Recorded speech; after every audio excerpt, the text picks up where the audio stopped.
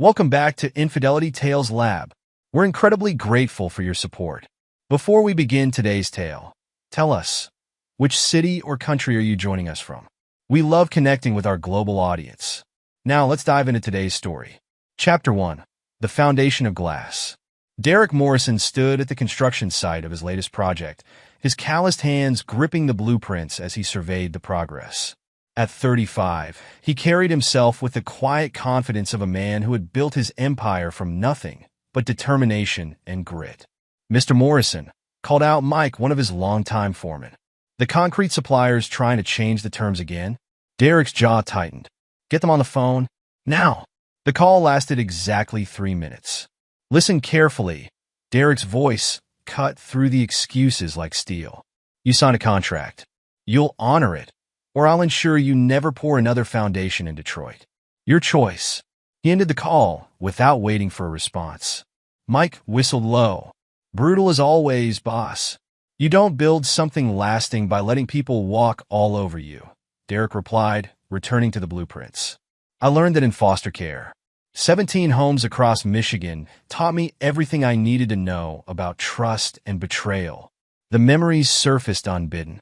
Nights spent studying by streetlight after foster parents had locked him out. Days working construction sites under the table at 16, learning every aspect of the trade while his peers attended high school parties. The burn of betrayal when foster families sent him back, their promises of permanence proving as hollow as their hearts. His phone buzzed, another city planning commission meeting in an hour. Derek had fought his way into these circles, earning respect through results rather than connections. His projects weren't just about profit. They were about transformation. Where others saw decay, he saw possibility. Where others demolished communities, he rebuilt them. The meeting room at City Hall buzzed with the usual mix of developers, commissioners, and community representatives. Derek stood to present his latest proposal for rehabilitating the Mason Street district when he noticed her, Melissa Kane, watching him with undisguised interest as he outlined his vision. "Mr. Morrison," she spoke up during the Q&A, "your commitment to preserving local businesses while upgrading the infrastructure is admirable. But have you considered the interior design aspects? These spaces need to attract new clientele while maintaining their authentic character." Derek met her gaze. "Ms. Kane, I presume? Your reputation precedes you. I'd be interested in hearing your thoughts on that balance." After the meeting, they continued their discussion over coffee that turned into dinner. Melissa's expertise in commercial interior design complemented his development vision perfectly. Her old money connections opened doors that Derek's raw talent had been battering down for years. "You're different from the other developers," Melissa observed, studying him across the table. "They talk about community impact for the PR. You actually mean it." "I lived in communities that got destroyed by urban renewal," Derek replied. "Watch families get pushed out so some corporation could build luxury condos. I swore I'd do it differently." Their courtship moved at the speed of business, efficient, purposeful, and driven by mutual ambition. Within 6 months, Derek found himself not just with a fiancé, but with 2 stepchildren-to-be, Isabella, 14, and Mason, 12. "They need a strong male figure in their lives," Melissa explained one evening at his penthouse office. "Their father, he couldn't handle the pressure. Started with pills, ended with harder stuff." The divorce was ugly. Derek recognized the hunger in her eyes when she surveyed his office, the way she traced the skyline visible through his windows. It matched his own drive, or so he thought. The wedding was a merger of worlds, his contractors and site managers mixing with her society friends and family connections. Isabella and Mason watched the ceremony with careful eyes, having already learned from their mother how to gauge which way the wind was blowing. "I know you're not trying to replace their father," Melissa said on their honeymoon in Belize. "But they need structure, discipline, values their father couldn't provide." Derek took the responsibilities seriously. He began including Isabella in project meetings during her school breaks, teaching her the business from the ground up. Mason's interest in photography led to discussions about documentation and marketing. They weren't his blood, but he recognized in them the same drive to prove themselves that had pushed him forward all his life. The first year passed in a whirlwind of projects and integration. Derek's company, Morrison Properties, expanded its reach. Melissa's design firm landed increasingly prestigious clients. The children adapted to their new family configuration with the resilience of youth. But success, Derek had learned early, was like blood in the water. It attracted sharks. Late one night, reviewing security footage with Jack Torres, his head of security and closest friend, Derek noticed a pattern he hadn't seen developing. "Play that again," he instructed, watching a client meeting from the previous week. The way Melissa leaned in while discussing design options with Richard Lancaster, the subtle touch of hands that lingered too long. Jack's expression remained neutral. "Want me to run a background check?" "Everything you can find," Derek replied, his voice carrying the same tone he used when dealing with contract breakers. "I didn't fight my way up from nothing to let anyone threaten what I built." The sun rose over Detroit as Derek stood at his office window, thinking about trust and betrayal, about foundations built on glass, and about the lessons learned in 17 foster homes. He had learned to verify before trusting, to watch before acting, and most importantly, to strike decisively when threatened. His phone buzzed, Melissa, asking about dinner plans with potential investors. He confirmed without revealing his suspicions. Years of foster care had taught him another valuable lesson. Sometimes the best defense was letting others think they had the upper hand. Mr. Morrison, his assistant, interrupted his thoughts. The concrete supplier called. "They've agreed to honor the original contract terms." Derek nodded, allowing himself a small smile. In business, as in life, respect was earned through strength. He had built his empire by being unforgiving with those who crossed him, and he would protect it the same way. The morning sun glinted off the steel and glass of the buildings he had raised from Detroit's abandoned lots. Each one a testament to his vision, his determination, and his absolute refusal to be betrayed again. Chapter 2. Cracks in the Mirror. The Morrison Properties executive boardroom hummed with tension as Derek concluded his presentation on their latest development project. 5 years into his marriage to Melissa, success had brought both opportunities and complications. "The community center renovation stays in the budget," Derek stated, his tone brooking no argument. "It's non-negotiable." Richard Lancaster, attending as a potential investor, leaned forward with a practiced smile. "Derek, surely we can find some areas to optimize costs. The profit margins on luxury developments are not the only measure of success." Derek cut him off. "My company, my rules. If that doesn't work for you, there's the door." The meeting dispersed, but Rick lingered, his attention fixed on Melissa, who was presenting her design concepts. Derek noticed the way Rick's eyes followed his wife, cataloging every detail for future reference. Later that evening, Jack Torres arrived at Derek's office with a thick folder. "You were right about Lancaster," he reported. "His company's leveraged to the hilt. He's lost 3 major deals to us in the past year alone." Derek reviewed the documents, his expression hardening. "And his wife? Catherine Lancaster, top criminal defense attorney. Word is their marriage is more merger than romance." Jack hesitated. "There's more. Lancaster's been showing up at all of Melissa's out-of-town project sites. Always has a business reason, but the timing's too perfect to be coincidence." Derek's hands tightened on the folder. "Keep watching. Document everything. And Jack, give me everything you can on Catherine Lancaster. Everyone has pressure points. At home, the dynamics were shifting in subtle ways. Isabella, now 19 and interning at Morrison Properties during college breaks, had inherited Derek's instinct for reading people. "Mom's different lately," she observed one evening while reviewing project documents with Derek in his home office. "More critical, especially about your background." Derek nodded, remembering Melissa's recent comments at a charity gala. "Your mother's always been status conscious." "It's more than that," Isabella insisted. "When Rick Lancaster's around, she becomes someone else entirely." And Mason's noticed too. As if summoned by his name, Mason appeared in the doorway, camera in hand. At 17, he developed a keen eye for detail through his photography. "Mom asked me to photograph the Harrison Street project opening," he said, "but she specifically wanted shots of her working with Rick Lancaster's team. Said it was for the portfolio, but..."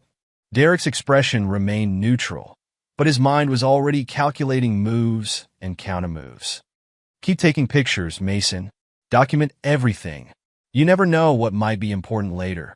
The next morning, Derek arrived early at the construction site of their latest project. The workers straightened instinctively. They knew his reputation for hands-on management and exacting standards. Mr. Morrison called out one of the site's supervisors. There's been a change order for the interior finishes. Came through Mrs. Morrison's office last night. Derek reviewed the order, recognizing the supplier, one of Rick Lancaster's subsidiary companies. The costs were inflated by at least 30%. Cancel it, he commanded. Revert to the original specifications. His phone buzzed Melissa. Darling, about the change order. Rick's company offers superior quality. The additional cost is justified for the target market we're pursuing. The order's canceled, Derek replied flatly. We don't change suppliers mid-project without proper vetting. You're being unreasonable. Melissa's voice took on the condescending tone she'd been using more frequently. Rick knows this market. His expertise is not required. Derek cut her off. My company, my decision. He ended the call, then dialed Jack. I want a complete audit of all project changes in the last 6 months. Focus on any connections to Lancaster's companies. That evening, Derek attended a business dinner where he found himself seated next to Catherine Lancaster. Her perfectly maintained facade couldn't quite hide the calculated assessment in her eyes. Your latest project is impressive, she offered. The community integration aspects particularly. It's rare to see developers consider the human elements so thoroughly. I believe in building things that last, Derek replied, studying her reaction. That requires a solid foundation. In business and in life. Catherine's smile held a hint of recognition. Indeed. Though some people prefer quick profits to lasting value. My husband, for instance, has always been impatient for results. The conversation continued in careful implications and veiled references. Both recognized in the other a strategic mind evaluating potential allies and threats. Later that week, Derek reviewed security footage with Jack, watching Melissa and Rick at various project sites and social functions. The pattern was becoming clearer. Lingering touches, private conversations in corners, meetings that ran suspiciously long. Their operational security is sloppy, Jack noted. They're getting confident, making mistakes. Good. Derek's voice was ice. Overconfidence makes people careless. Makes them vulnerable. He paused the footage on a frame showing Rick laughing with Melissa at a charity event. Have you ever known me to forgive betrayal, Jack? Never, Jack replied without hesitation. That's why I've worked for you for 15 years. Derek nodded, remembering the lesson learned in his 7th foster home. Betrayal unanswered was betrayal invited. Start building the file. Everything. Every meeting, every call, every change order and project modification. When I move, I want it to be decisive. Isabella knocked on his office door, carrying fresh project reports. Her expression showed she'd been crying. I overheard Mom on the phone, she said quietly. She was talking to Rick about the urban renewal project, about how they could use your obsession with community involvement against you. Make it look like mismanagement. Derek's expression didn't change, but his voice carried the weight of years of built-up armor against betrayal. You did right bringing this to me. Family doesn't betray family. You're more family to me than she is right now, Isabella replied fiercely. Mason feels the same way. We see how you treat people, how you build things to last. We're with you, whatever happens. Derek squeezed her shoulder, the only display of emotion he allowed himself. Keep watching. Keep documenting. When the time comes, we'll need every piece of evidence. That night, Derek stood in his home office, reviewing years of project files.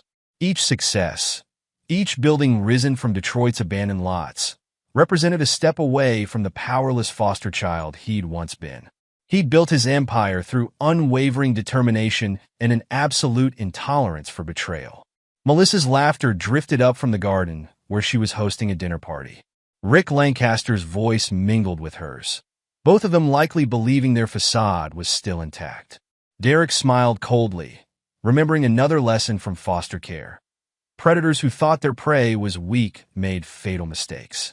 He'd learned to wait, to watch, to gather evidence until the moment was right. Then, like the demolitions that cleared space for his new projects, he struck with absolute finality. Chapter 3. The First Tremors. Jack Torres stood in Derek Morrison's office, his military training evident in his rigid posture as he delivered his latest report. The early morning sun painted Detroit's skyline in stark contrasts, much like the situation unfolding before them. Melissa's taken 3 business trips in the past month, Jack stated, laying out surveillance photos. Each time, Lancaster showed up within hours of her arrival. Different hotels, but always connecting rooms. Derek examined the photos with clinical detachment. And the project modifications? Lancaster's companies have been quietly acquiring suppliers we work with. 6 in the past 4 months, each followed by attempts to change project specifications to their more expensive options. A knock at the door interrupted them. Catherine Lancaster entered, her designer's suit and perfect makeup a shield against vulnerability. "Mr. Morrison, I believe we need to talk." Derek gestured for her to sit, noting how she positioned herself with a clear view of both exits. A survivor's instinct he recognized from his own past. "Your husband's getting careless," Derek stated bluntly. Catherine's laugh held no humor. "Richard has always mistaken cunning for intelligence. He thinks no one notices his pattern." She placed a USB drive on Derek's desk.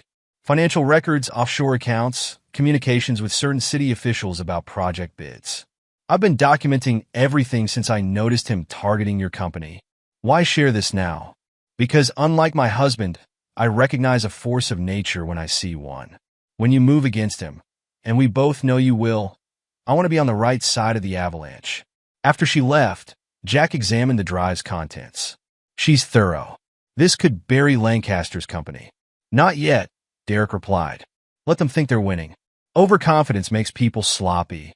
The Morrison Properties charity gala that evening proved his point. Derek watched from across the ballroom as Rick Lancaster held court with potential investors, Melissa at his side laughing too loudly at his jokes. "Some people rise above their blue-collar roots," Rick's voice carried clearly, "but you can't escape what you really are." Melissa's laughter following the comment cut through the room. Derek maintained his neutral expression, even as he noted which board members showed discomfort at the exchange. Isabella approached, her internship experience evident in her professional poise. "Dad, I've documented the conversation. Added it to the file." "Good girl," Derek approved. "Keep your brother close tonight. Things might get complicated soon." Mason appeared with his camera, his 17 years carrying more observation skills than most adults. "Mom's been drinking more than usual." She and Rick disappeared into the coat room for 20 minutes earlier. Derek's hand tightened on his glass, the only sign of his inner fury. "Document everything, but maintain distance. Don't let them know you're watching." Later that night, Jack reported another development. "Lancaster's meeting with Watson Development tomorrow.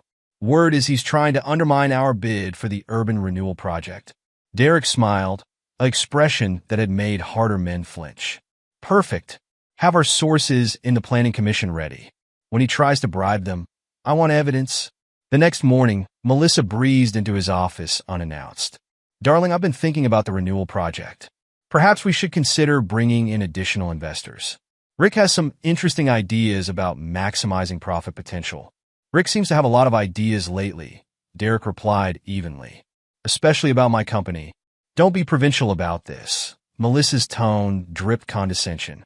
"Rick understands the higher-end market. Your focus on community involvement is admirable, but sometimes you need to think bigger." Derek recalled a similar conversation in his 11th foster home, where he'd learned that condescension often masked desperation. "My company isn't for sale," he stated flatly. "To Rick or anyone else?" Melissa's perfectly manicured nails tapped against his desk. "You're being stubborn. Rick's connections could."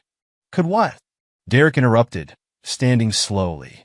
"Help me rise above my blue-collar roots?" The color drained from Melissa's face. "You heard that?" Rick was just playing to his audience. "Like you were?" Derek's voice remained deadly calm. "Like you've been doing since the day we met." Before Melissa could respond, Jack entered with urgent news. "Mr. Morrison, Watson Development just filed a complaint with the City Planning Commission. They're alleging irregularities in our bidding process." Derek noticed how Melissa's expression flickered, a mix of anticipation and fear. "Let me guess. Rick Lancaster provided them with evidence." "Anonymous source," Jack confirmed. but the documentation has his fingerprints all over it. Handle it, Derek commanded. Jack nodded and left, while Melissa stood frozen. This is business, Derek, she attempted. You're taking things too personally. No, Melissa. This is betrayal. And if there's one thing I learned in foster care, it's how to recognize it. He turned to the window, effectively dismissing her. Close the door on your way out. That evening, Derek met with his legal team. The evidence Catherine Lancaster had provided painted a clear picture of Rick's attempts to manipulate project bids and undermine Morrison Properties. He's overplayed his hand, Derek's lead counsel observed. These documents show a pattern of corporate espionage. Good, Derek replied. But we wait. Let him think his plan is working. Isabella arrived with more observations. Mom's been meeting with the board members' wives, hosting private lunches. She's trying to turn them against you, suggesting you're becoming unstable, too focused on charity projects instead of profits. Derek's expression darkened. And how are these society ladies responding? Most see through it, Isabella assured him. Your reputation for integrity means more than country club gossip. But Mrs. Henderson seemed receptive. Henderson, Derek mused. His company handles our environmental impact studies. Already on it, Jack confirmed, entering with a fresh file. Found some interesting irregularities in their recent reports. Nothing that would harm our projects, but enough to make Henderson nervous if exposed. Mason contributed his own intelligence. I've been reviewing my event photos from the past year. There's a pattern to Mom and Rick's interactions. Always positioned to look casual to most people, but when you know what to look for, he pulled up a series of photographs on his laptop. Each showed seemingly innocent moments that, viewed collectively, told a different story. Lingering touches, secretive glances, private conversations in public spaces. Well done, Derek approved. Both of you. Keep building the file. Later that night, Derek reviewed security footage from his office buildings. Rick Lancaster had been making more frequent appearances, always with plausible business reasons. The camera caught a recent interaction between Rick and Melissa in the parking garage, their body language telling a story they thought no one could see. Arrogant, Jack commented, watching alongside him. They're not even trying to hide it anymore. Pride before the fall, Derek replied, his voice carrying the weight of someone who had learned that lesson thoroughly. How's our insider at the Planning Commission? Ready. Lancaster tried to schedule a private meeting about the urban renewal project. We'll have everything recorded. Derek nodded, remembering every foster home that had promised permanence only to discard him. Every system that had failed him. Every lesson about trust and betrayal he'd learned the hard way. Sir, Jack hesitated. When do we move? Not yet. Derek's voice was steel. Let them build their house of cards higher. When we strike, it won't be just Lancaster's company we take down. It'll be everything they've built on lies. The city skyline reflected in his office windows, each building a testament to his rise from nothing. He'd built his empire through unflinching determination and an absolute refusal to forgive betrayal. Melissa and Rick's attempt to undermine him would prove to be their greatest mistake. Your mother, he said to Isabella and Mason as they prepared to leave, thinks she's married to a man who can be manipulated. Used. Discarded. His smile was a warning. She's about to learn how wrong she is. Act 1 concluded with the pieces in motion. Derek gathering evidence. His children loyal to the father who had earned their trust, and his betrayers growing more confident in their supposed victory. The foundation of glass was cracking, but only Derek knew just how completely he would shatter it when the time came. Chapter 4. The Breaking Point. The summer heat baked Detroit's concrete as Derek Morrison reviewed the urban renewal project plans in his office. His phone buzzed, Melissa's name flashing on the screen. I'm taking the children to the lake house, she announced without preamble. We need family bonding time before your big presentation to the city council. Derek's jaw tightened. The timing was suspicious. The presentation's in 3 days, which is why it's perfect. You'll be too busy to notice we're gone, and the children need a break from all this business focus. In the background, he heard Isabella's voice raised in protest. Mom, I'm supposed to help with the presentation. The community impact analysis. Isabella, Melissa's voice dripped with practiced manipulation. When was the last time we spent real time together as a family? without contracts and development plans? Derek recognized the subtle dig at his work ethic, the implied criticism of his influence on the children. Put Isabella on the phone. Dad, Isabella's voice carried tension. I don't want to go. The presentation. Go. Derek interrupted, his mind already calculating possibilities. Take your phone. Keep it charged. But, trust me, he emphasized each word carefully. Go. Watch. Record. The line went quiet for a moment before Isabella whispered, Understood. 2 days later, Jack Torres entered Derek's office with surveillance photos. Lancaster's private jet left Detroit an hour ago. Flight plan shows northern Michigan as the destination. Derek nodded, unsurprised. The children? Isabella's been texting updates. Lancaster arrived claiming he needed to discuss design specifications for the renewal project. Brought expensive wine, started drinking with your wife around noon. Derek's hands curled into fists. Mason, keeping his distance, taking pictures. Smart kid. Jack hesitated. Sir, if you want me to send a team. No. Derek's voice was ice. Let it play out. Isabella knows what to do. The hours crawled by as Derek finalized his presentation. Each slide, showcasing community integration, felt like a mockery of his own fractured family situation. But weakness wasn't an option. He'd learned in foster care that predators struck hardest when they sensed vulnerability. His phone rang at 3 a.m. Isabella's voice came through broken with tears. Dad, I recorded everything. I'm sending it now. They're in Mom's room. Rick's there. They're talking about you, about the project, planning something. I can hear them through the walls. Are you safe? Derek's voice remained steady, controlled. Yes. Mason's with me. We locked ourselves in the boathouse. Dad, the things they're saying about you, about the company, send the video. Then get some sleep. Tomorrow, take Mason into town. Stay in public places. The video arrived moments later. Derek watched with cold fury as Rick and Melissa, drunk on wine and success, revealed their true faces. Poor Derek. Melissa's voice slurred slightly. So obsessed with his community projects. He never understood that real power comes from connections, from knowing which rules to break. Rick's laugh carried clear through the phone's microphone. Once the renewal project launches, we'll have everything we need to prove mismanagement. The board will have no choice but to act. Your working-class hero husband won't know what hit him.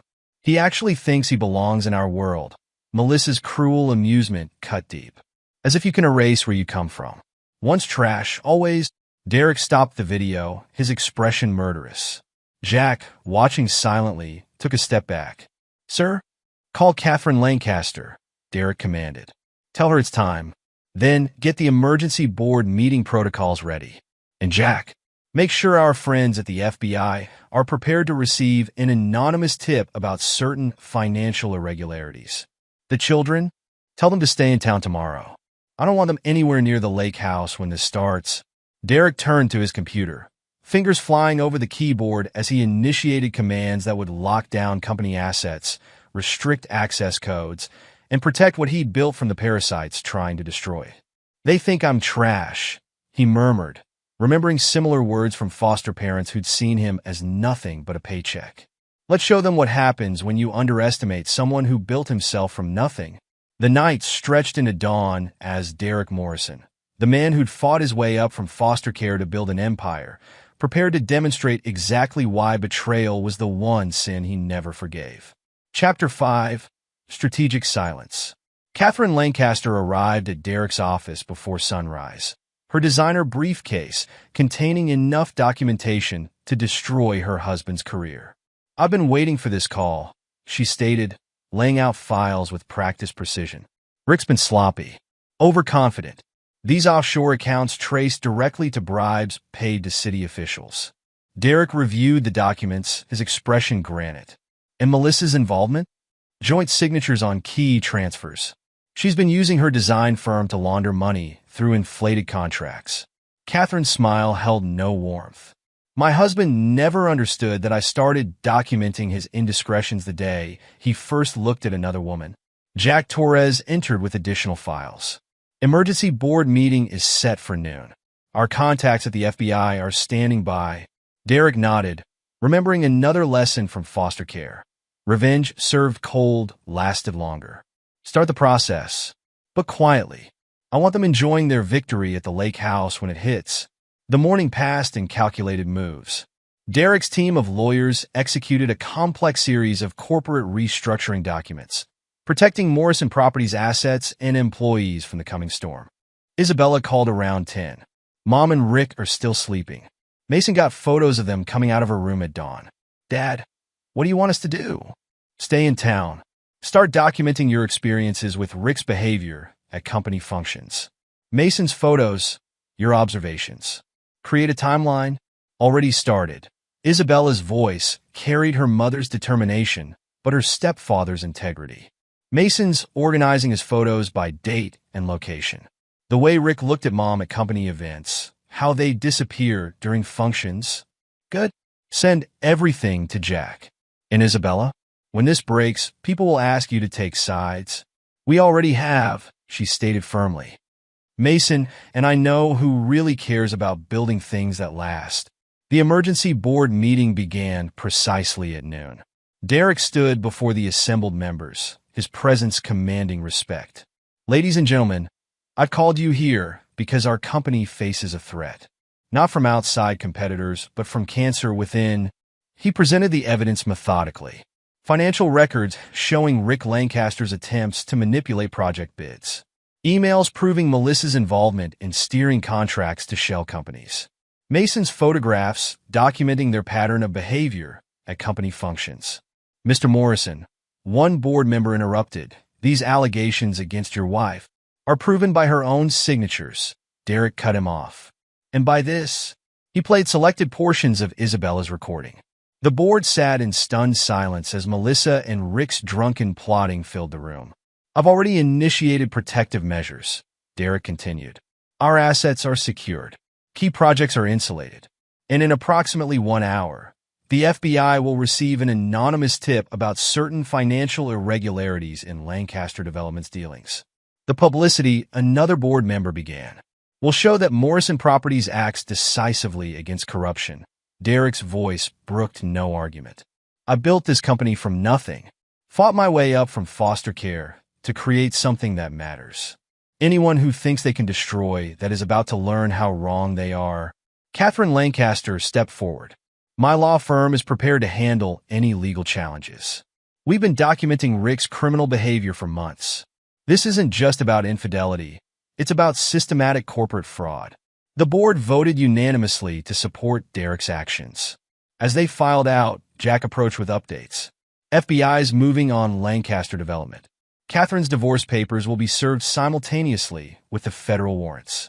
And sir, Isabella reports that Rick and Melissa are finally up, drinking mimosas by the lake. Derek's smile would have made a shark proud. Perfect. Let them enjoy their last moments of victory. Have security ready at all Morrison Properties locations. When they try to return to their offices, I want them escorted out publicly. Hours passed as the machinery of destruction Derek had built moved with silent efficiency. Shell companies were exposed, bank accounts frozen, evidence transferred to federal investigators. Mason called mid-afternoon. Mom and Rick are planning to stay another night. They're talking about celebration dinner in town. Should we? Stay away from the lake house, Derek commanded. Let them drink. Let them celebrate. Tomorrow they learn what it means to betray someone who built himself from nothing. In his office, Derek reviewed the final preparations. Security cards deactivated. Passwords changed. Access to company servers blocked. The divorce papers his lawyers had prepared sat ready, along with documentation of Melissa's complicity in Rick's schemes. Sir, Jack interrupted his thoughts. Catherine Lancaster reports that the FBI has everything they need. They're moving on Lancaster Development at dawn. Derek nodded, remembering the foster homes that had taught him patience and revenge. Make sure our PR team is ready. When this breaks, I want our narrative controlled. Morrison Properties stands for integrity. Anyone who threatens that learns why I've survived everything life threw at me. The sun set over Detroit as Derek Morrison, the man who'd fought his way up from nothing, Prepare to show his betrayers exactly why he'd earned his reputation for ruthlessness. Chapter 6. The Counterstrike. Melissa Lancaster's key card failed at Morrison Properties' main entrance. She stood in designer heels, makeup perfect despite the early hour, jabbing the card repeatedly at the reader. "Is there a problem, Mrs. Morrison?" The security guard's polite tone carried an edge of satisfaction. "I'll need to check the approved access list." "Don't be ridiculous," Melissa snapped. "I'm Derek Morrison's wife." "Not anymore." Derek's voice cut through the morning air as he approached, flanked by Jack Torres and 2 security officers. "Your access was revoked an hour ago, along with your position on the board." Melissa's composure cracked. "Derek, whatever you think, I don't think. I know." He handed her an envelope. "Divorce papers. Your copies of the federal indictments are included. Along with this." He held up his phone, playing a clip from Isabella's recording. Melissa's own voice filled the space. "Once trash, always trash. The children," she began, "made their choice." Derek's voice could have frozen fire. "They've seen who you really are, who you've always been." Security escorted her to the street as employees arrived for work, witnessing her public humiliation. Derek turned to Jack. "Lancaster Development? FBI's there now. Rick tried to delete files when he got the warrant notice, but we already had copies of everything." Catherine's divorce papers were served simultaneously. Derek nodded, remembering lessons learned in 17 foster homes about the satisfaction of justified revenge. "Isabella and Mason? Safe at your penthouse. They've recorded video statements about Rick's pattern of behavior at company functions. Mason's photos are with the FBI." The morning news exploded with headlines. "Lancaster Development raided by FBI. Corporate fraud scheme exposed. Morrison Properties cooperating with federal investigation." Derek watched the coverage from his office, surrounded by his legal team. Rick Lancaster's attempt to call him went straight to voicemail. "Sir," his assistant interrupted.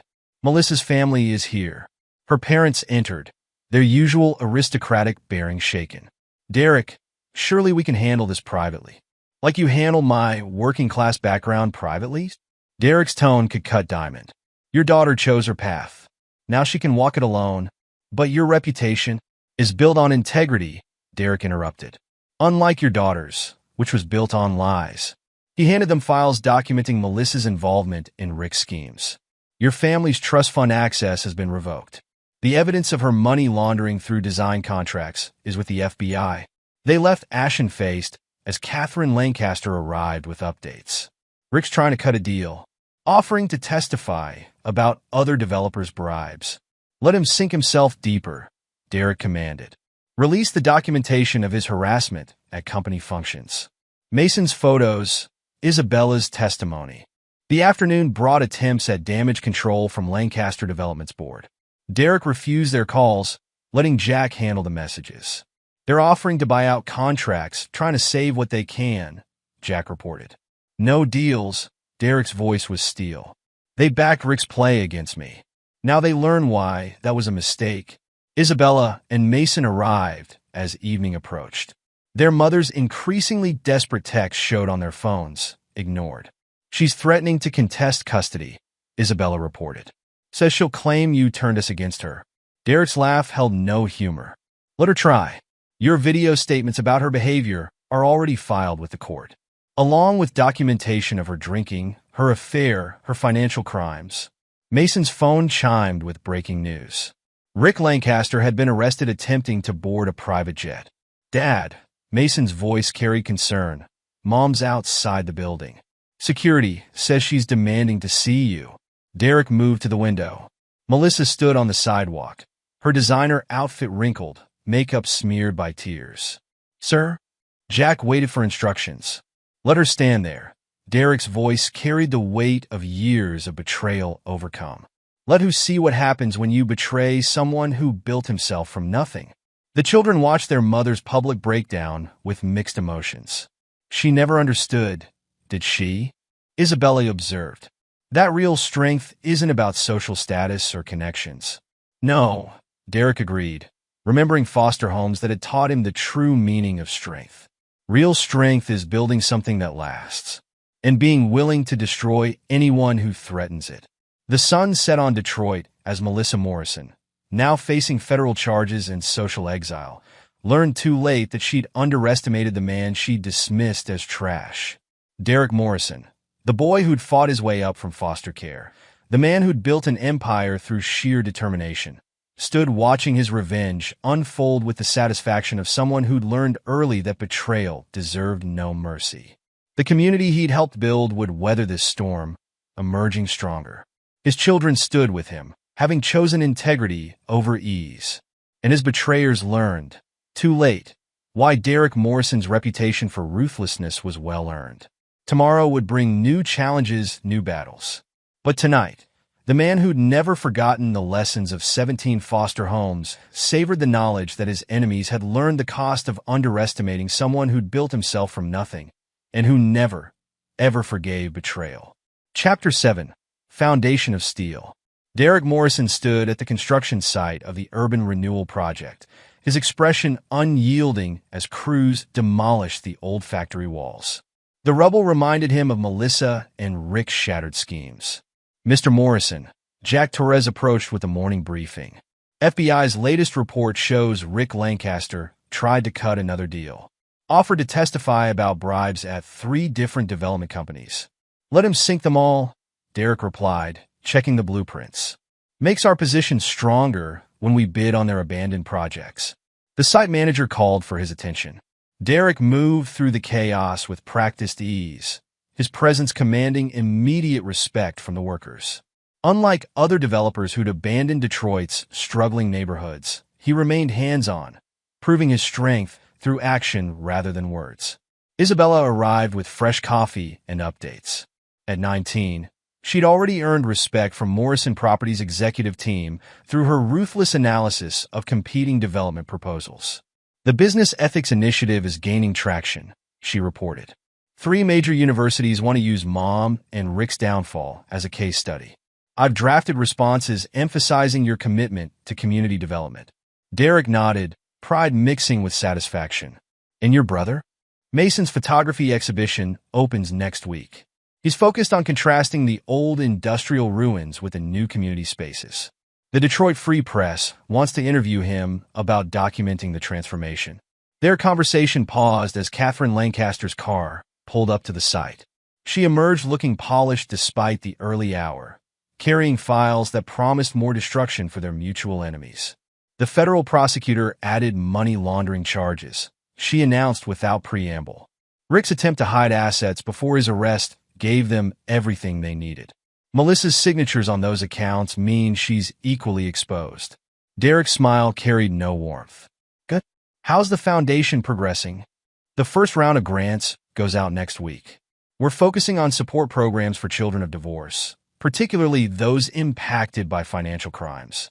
Catherine's expression matched his for coldness. I've made sure the press releases highlight the foundation's origin story. Jack Torres rejoined them with security updates. The expansion plan for our consulting division is ready.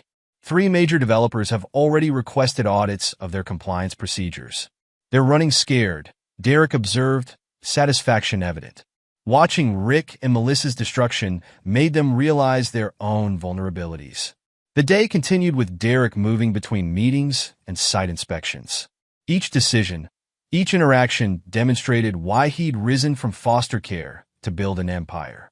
Unlike Melissa's social climbing or Rick's shortcuts, Derek's power came from understanding that true strength required absolute control. Mason arrived in the afternoon with his camera, documenting the transformation of Detroit's abandoned factories into spaces that would serve the community. His photographs captured more than physical changes. They showed the ruthless efficiency with which Derek Morrison rebuilt from betrayal. Dad, Mason called, reviewing images on his camera. I found some old photos from company events, the ones showing Rick's pattern of harassment. The FBI wants to use them in their case. Give them everything, Derek commanded. I want the prosecution to bury them so deep they never resurface. A local news crew arrived for scheduled interviews about the Urban Renewal Project. Derek stood against the backdrop of construction, his presence dominating the scene. Mr. Morrison, the reporter began, your ex-wife and Richard Lancaster face serious federal charges. How has this affected Morrison Properties? It's demonstrated our commitment to ethical development, Derek replied, his voice carrying authority. When we discovered corruption, we acted decisively. Detroit deserves developers who build communities, not criminals who destroy them. Catherine watched the interview from the sidelines, noting how Derek turned scandal into strength. Later, in his side office, she outlined their next moves. The Foundation's legal aid program launches next month, she explained. We're already receiving applications from families impacted by white-collar crime. The publicity will further damage Rick and Melissa's reputations. Perfect timing, Derek approved. The renewal project's first phase opens then. Show everyone who backed the wrong side what they've lost. Jack entered with more updates. Sir, Melissa's design firm lost another major contract. Their client list is dropping fast. Make sure our recommended designers are available to take over, Derek instructed. I want her to watch her professional reputation disappear piece by piece. The sun set over Detroit as Derek reviewed Mason's exhibition photos. Each image told the story of transformation, not just of buildings, but of power. Where Melissa and Rick had tried to destroy him through betrayal, he'd turned their attack into an opportunity to demonstrate his absolute dominance. Dad, Isabella called from the doorway. The business school wants me to give a guest lecture on corporate ethics. They're particularly interested in how you transformed an attack on the company into positive change. Derek's expression showed fierce pride. His children had chosen strength over weakness, loyalty over betrayal. They'd learned what his foster care experience had taught him. That true power came from being unforgiving with enemies while protecting those who proved their worth. The urban renewal project rose from Detroit's ruins, a testament to Derek Morrison's vision. But unlike the buildings he replaced, the destruction he'd brought to his betrayers would leave nothing to rebuild. Chapter 8. Justice Served Cold. The federal courthouse buzzed with tension as Rick Lancaster faced sentencing. Derek Morrison sat in the gallery, his presence a reminder of how completely he'd orchestrated his enemy's destruction. The defendant's pattern of fraud spans 5 states, the prosecutor declared. His attempts to implicate others only revealed the extent of his crimes. The government recommends the maximum sentence. Rick's designer's suit hung loose on his frame, stress having taken its toll. His eyes darted to Derek, seeing not the trash he'd once mocked, but the architect of his destruction. Catherine Lancaster sat beside Derek, her testimony having sealed her ex-husband's fate. The judge received the complete documentation this morning, she whispered, including Mason's photographs showing Rick's harassment at company functions. The sentence came down like a hammer. 15 years federal prison, assets seized, restitution ordered. Rick's attempt to speak was cut short by the judge's gavel. As federal marshals led him away, Derek remained seated, watching his enemy's final humiliation with cold satisfaction. Outside the courthouse, reporters swarmed for comments. Mr. Morrison, your ex-wife faces similar charges next week. Any statement? Justice serves itself, Derek replied.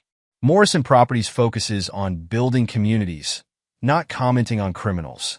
In his office later, Jack Torres brought updates on Melissa's crumbling world. Her design firm lost their last major client. The bank's foreclosing on her condo. Her attempts to access family trust funds were denied. Good, Derek approved. Make sure our partners know anyone hiring her faces losing our contracts. I want her professional reputation as dead as her social standing. Isabella entered with news from the business community. The Ethics Foundation's first report is trending in financial circles. 3 more developers have requested our compliance consulting services. They've learned from Rick and Melissa's example, Derek noted with satisfaction. Fear is an effective teacher. The week of Melissa's trial brought more destruction.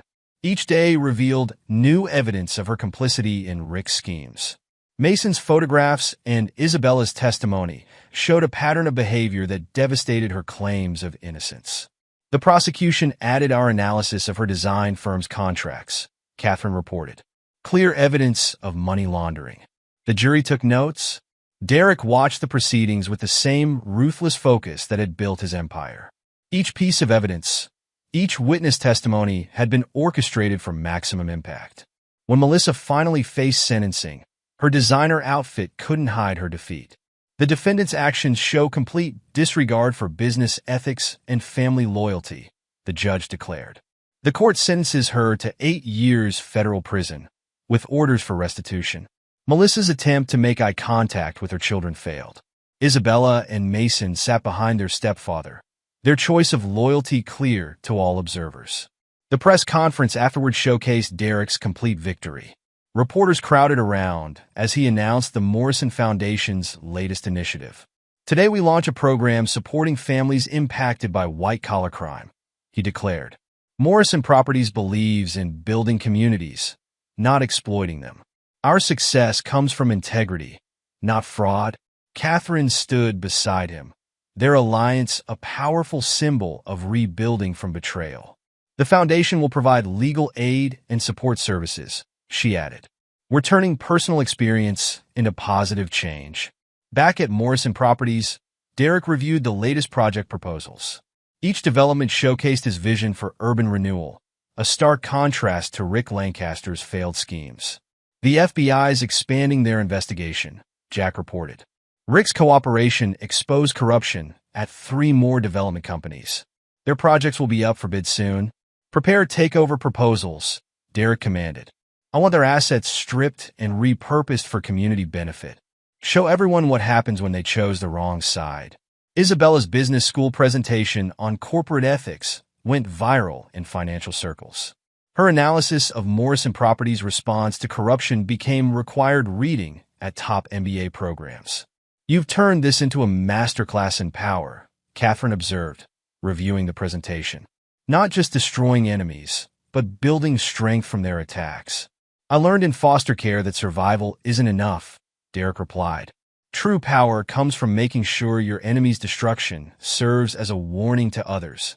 Mason's photography exhibition opened to critical acclaim. His images captured the contrast between destruction and renewal, both in Detroit's landscape and in human lives. "These photographs tell a story of transformation," an art critic wrote. "They show how strength rises from ruins, how betrayal can be turned into triumph." Derek attended the opening with Catherine, their public appearance sparking fresh speculation. But both understood that romance would wait until their enemy's destruction was complete. "The foundation's next phase is ready," Catherine informed him. "We're expanding support services to 3 more states. Each program highlights the consequences of corporate fraud." "Perfect timing," Derek approved. "As Rick and Melissa begin their prison terms, we'll show the world how to build something meaningful from their destruction." Chapter 9. The New Blueprint. 1 year after the Lake House incident, Morrison Properties hosted a gala celebrating the urban renewal project's completion. The transformed factory complex stood as a testament to Derek's vision and his ability to destroy enemies while building empire. "Tonight showcases more than development," he declared to the assembled business leaders. "It proves that integrity builds lasting success, while corruption leads to destruction." The audience included developers who'd watched Rick and Melissa's downfall with growing fear. They'd learned that crossing Derek Morrison meant complete annihilation, professional, financial, and personal. Isabella, fresh from her business school triumph, presented the Morrison Foundation's expansion plans. "Our ethics initiative has partnered with 12 universities," she announced. "We're teaching future business leaders the true cost of betrayal." Mason's photographs lined the walls, telling the story of Detroit's transformation. But informed observers saw deeper meaning in his images of demolition and rebuilding. "Your children have become powerful allies," Catherine observed, watching Isabella field questions from investors. "They chose strength over weakness," Derek replied. "Loyalty over betrayal." Everything else followed from that decision. Jack Torres approached with security updates. "Sir, the FBI's investigation has expanded to 2 more states. Rick's desperate enough to implicate anyone who might reduce his sentence." "Good," Derek approved. "Let him destroy anyone who ever supported him. Makes our position stronger." The gala showcased Morrison Properties' dominance in Detroit's development scene. Where other developers had failed or fled, Derek had built an empire based on absolute control and ruthless elimination of threats. "The community support programs are expanding," Catherine reported. Each success story highlights how we've turned personal betrayal into public benefit. Derek's speech to the gathered elite carried clear warnings beneath its surface. Morrison Properties builds communities that last. Anyone threatening that discovers why integrity matters more than social connections or quick profits.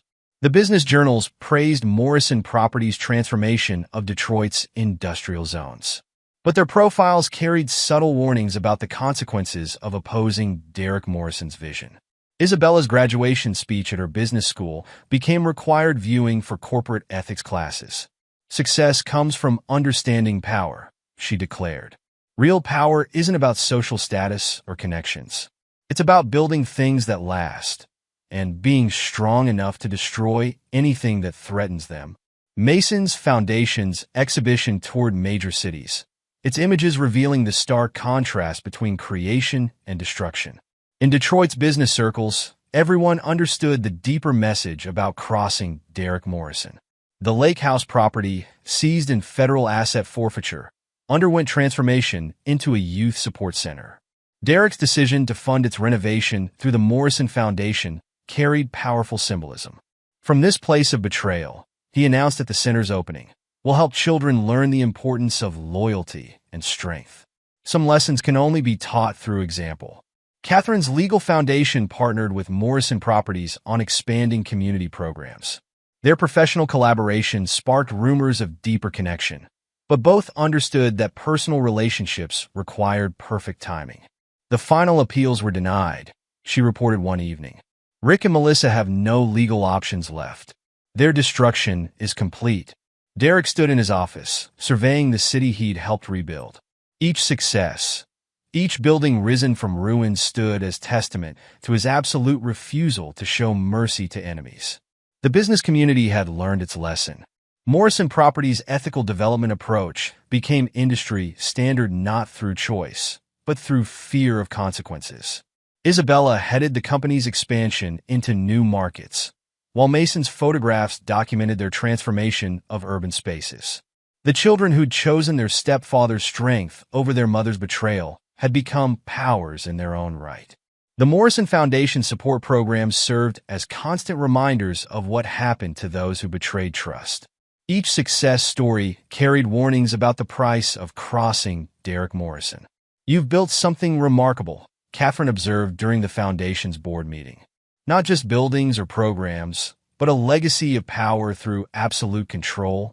I learned in foster care that mercy to enemies is weakness, Derek replied.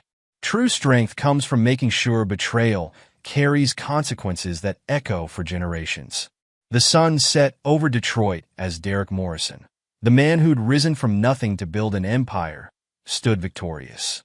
His enemies served their prison terms in obscurity while he transformed their destruction into monuments to his power. The business world had learned its lesson. Crossing Derek Morrison meant total annihilation. But for those who proved loyal, his children, Catherine, Jack Torres, his protection was absolute. In the end, Derek Morrison built more than buildings. He created a legacy of power based on ruthless elimination of threats and absolute control over his domain. The story of Melissa and Rick's destruction became a warning passed through business circles, a reminder that some men can't be betrayed without consequences that last lifetimes. Epilogue: 10 years later, the Morrison Properties headquarters dominated Detroit's skyline, its steel and glass tower a testament to Derek Morrison's complete triumph over those who'd tried to destroy him. At 50, Derek's presence commanded even more respect than in his younger years. His hair had grayed at the temples, but his eyes retained their ruthless focus. The Lancaster development portfolio is up for auction, Jack Torres reported, now chief of corporate security for Morrison's nationwide operations. Federal trustees want to liquidate the last assets before Rick's release next year. Derek's smile carried decades of satisfied vengeance. Buy everything. I want him to see our name on his former buildings when he gets out. The years had proven the wisdom of Derek's ruthless response to betrayal. Morrison Properties had expanded across 12 states, transforming urban spaces while maintaining iron control over their operations.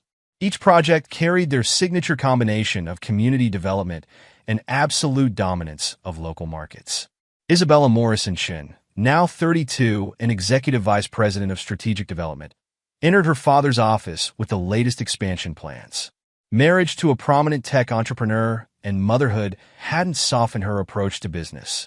The Chicago acquisition is ready, she announced. Their board folded once we demonstrated our financial leverage. The same strategy you used against Mom and Rick still works. Show strength, then crush any resistance. Derek nodded with approval. His daughter had learned his lessons well, becoming feared in business circles for her ability to identify and exploit competitors' weaknesses. Her Harvard Business School case study on Morrison Properties' response to corporate betrayal remained required reading at top MBA programs. Speaking of Mom, Isabella continued, her tone cold. Mason tracked her after her release last year. She's working as a junior designer at a small firm in Phoenix. No clients will risk hiring her independently after what we did to her reputation. The destruction of Melissa's life remained total. 8 years in federal prison had been just the beginning. Derek's influence ensured that no significant design firm would hire her, while her former social circles remained firmly closed. Her attempts to contact her children had met with silence. Mason Morrison, at 29, had transformed his photography into a powerful tool of corporate storytelling.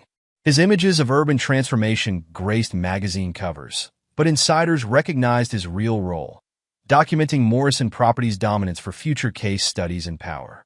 Dad, Mason called from the doorway, camera in hand despite his executive position. The Foundation's 10th anniversary gala needs your approval on the presentation. Catherine wants to highlight our impact on families affected by corporate fraud. Catherine Lancaster Morrison smiled as she joined them. Her marriage to Derek 5 years ago had united two formidable forces in Detroit's business community. Their wedding announcement had caused Rick Lancaster to attempt suicide in prison, a detail they'd ensured reached him through careful channels. The Foundation's expanding again, Catherine reported. 3 more cities, each one targeting areas where Rick or Melissa had connections. I want their complete isolation visible in statistics. The Morrison Foundation had grown into a powerful force, ostensibly supporting families impacted by white-collar crime while serving as a constant reminder of Derek's ability to transform personal revenge into institutional power. Jack Torres pulled up the latest security briefing on his tablet. Rick's prison counselor reports he's showing signs of severe depression as his release approaches. Knowing we own everything he built, that his own documentation helped destroy other developers. It's breaking him completely. Good. Derek's voice carried the same steel that had driven him up from foster care. Make sure he sees the Foundation's billboards when he gets out. I want him reminded daily of who destroyed him. The Morrison family gathered that evening for dinner in Derek's penthouse office. Isabella's husband, tech mogul James Chun, had learned to navigate the family's complex power dynamics. Their 5-year-old daughter, Alexandria, already showed signs of her parents' and grandfather's ruthless focus. The tech integration for the new developments is ready, James reported. We're implementing it across all Morrison properties, starting with the converted Lancaster buildings. Mason's wife, Sarah, a federal prosecutor he'd met during Rick's trial, shared updates from legal circles. Rick's former associates are still facing charges based on his desperate testimony. Your strategy of letting him destroy everyone who ever supported him worked perfectly.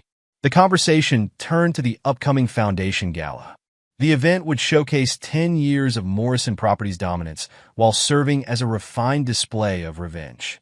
Each success story, each statistic would remind Detroit's business community of the consequences of betrayal.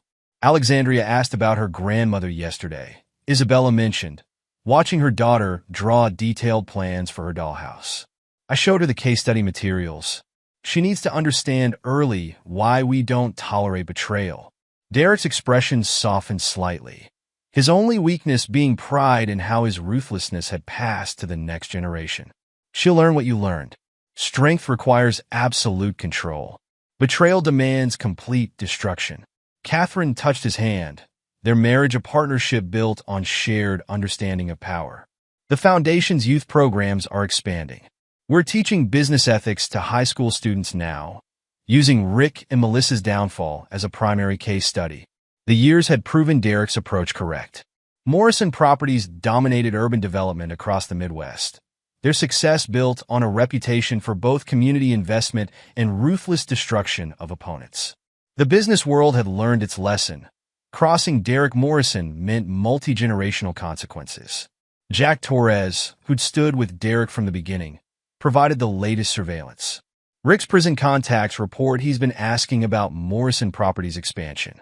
The psychological impact of seeing his life's work absorbed by the man he betrayed. It's destroying what's left of him.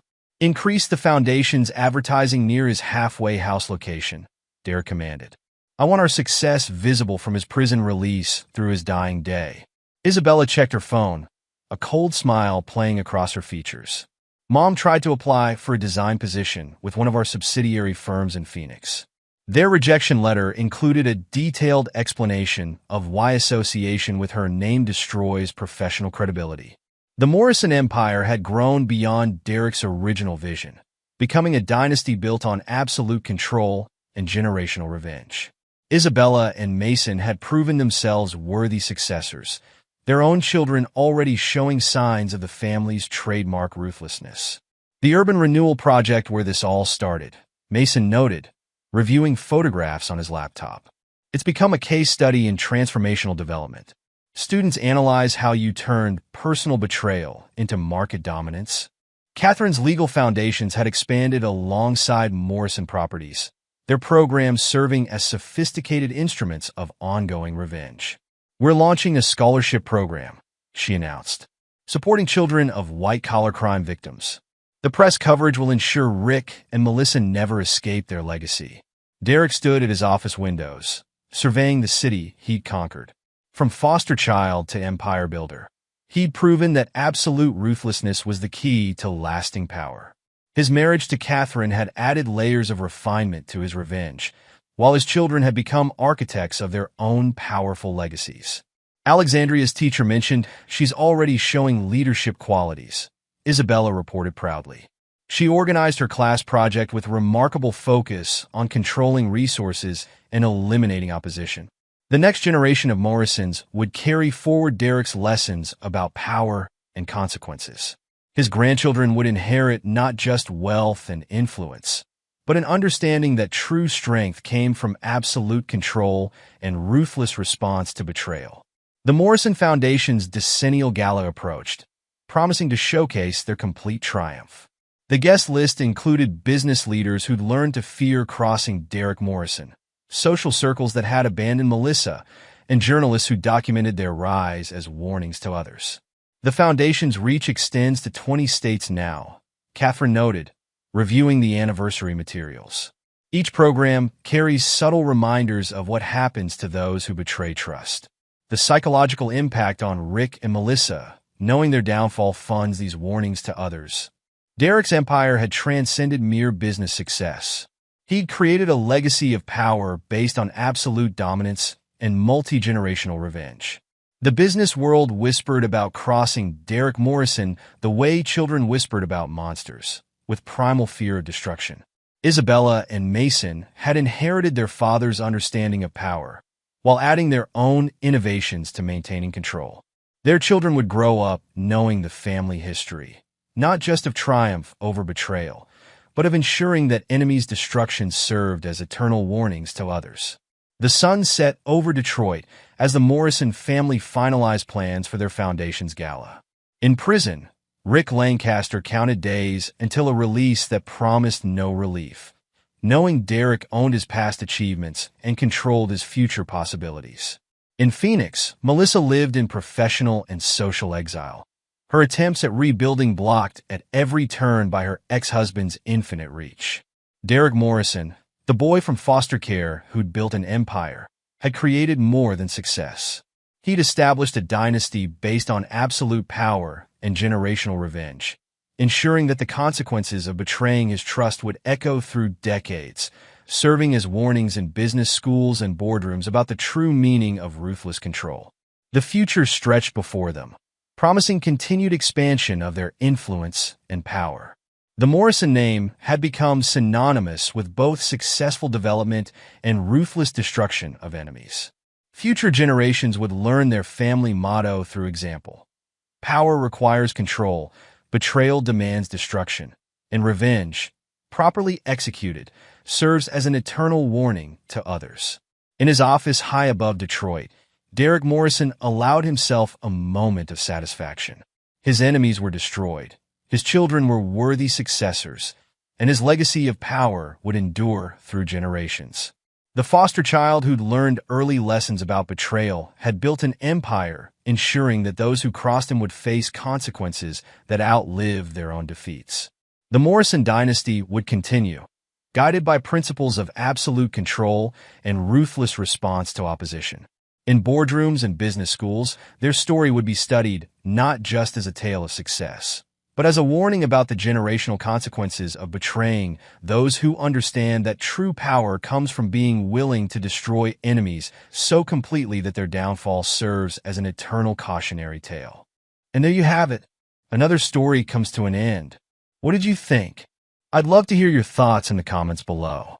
If you enjoy this story, consider joining our community by subscribing. It means the world to us. For more stories like this one, check out the recommended videos on screen, and I'll see you there.